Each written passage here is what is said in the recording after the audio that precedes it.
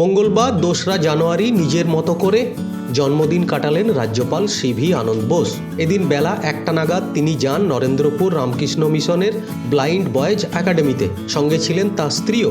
সেখানে তিনি স্বল্প দৃষ্টিসম্পন্ন ছাত্রদের সঙ্গে সময় কাটান, কেক কাটেন, ছাত্রদের গাওয়া আগুনের পরশমণি গানটি শোনেন।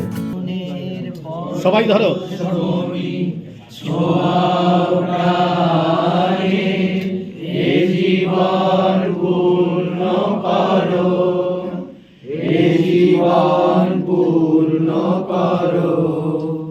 এরপর তিনি ঘুরে দেখেন গোটা একাডেমি। রাজ্যপালের জন্মদিন উপলক্ষে এদিন বিশেষ মধ্যাহ্নভোজের আয়োজন করা হয়েছিল। সস্ত্রীক রাজ্যপাল পড়ুয়াদের সঙ্গে বসেই মধ্যাহ্নভোজ সারেন। এদিন সাংবাদিকরা যাদবপুর বিশ্ববিদ্যালয়ে সমাবর্তন অনুষ্ঠান নিয়ে প্রশ্ন করলে রাজ্যপাল স্পষ্ট জানান যথাসময়ে তার জবাব দেবেন। No controversies in this campus.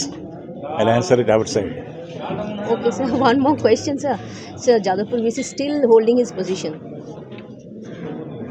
Same reply. ইংরেজি নববর্ষে বঙ্গবাসীকে শুভেচ্ছা জানিয়ে কবিগুরু রবীন্দ্রনাথের বাংলার মাটি বাংলার বায়ু কবিতাটির কয়েকটি কলি শোনান তিনি। God should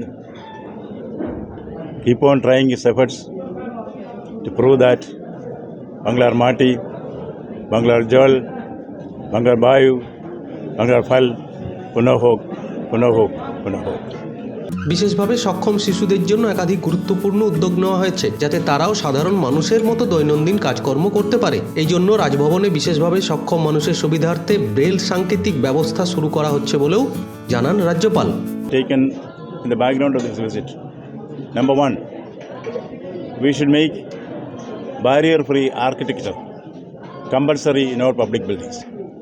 Barrier-free means those visually impaired and physically disabled or differently abled should also have equal access to public places.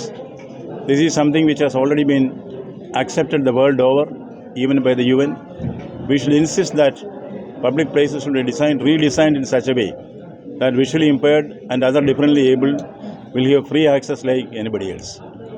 As a first step, I will introduce Braille path within the Raj Point, so that blind people can also easily access Raj Point. এদিন রাজ্যপালকে ফুল দিয়ে সম্বর্ধনা জানানো হয়। এছাড়াও রামকৃষ্ণদেবের বাণী সংক্রান্ত কিছু বই, ঠাকুরের ছবিও দেওয়া হয়। তবে এদিন স্বরাষ্ট্রমন্ত্রী অমিত শাহ যে তাকে ফোন করে জন্মদিনের শুভেচ্ছা জানিয়েছেন তাও জানান তিনি। পাশাপাশি স্বরাষ্ট্র সচিব ও মুখ্য সচিব পদে যারা আসছেন তাদেরকেও শুভেচ্ছা জানান রাজ্যপাল। তবে তিনি বলেন তারা যেন তাদের কর্তব্যে অবিচল থাকেন। বর্ণালী মণ্ডলের রিপোর্ট, দিনদর্পণ।